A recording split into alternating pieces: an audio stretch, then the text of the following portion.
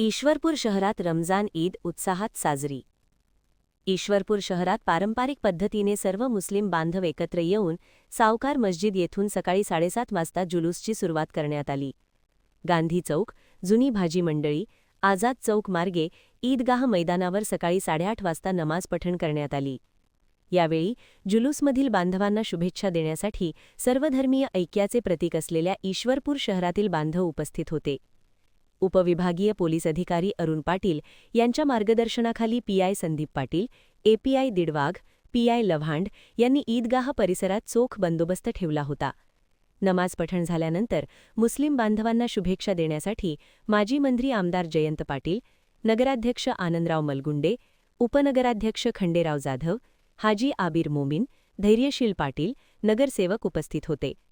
भाजपचे माजी नगरसेवक विक्रम पाटील, कार्यकर्ते यांच्यासह पोलीस प्रशासनाने मुस्लिम बांधवांना शुभेच्छा दिल्या।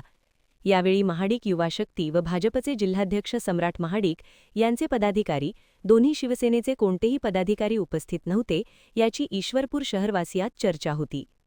महान कार्य न्यूजसाठी हारून नालबंद, ईश्वरपूर।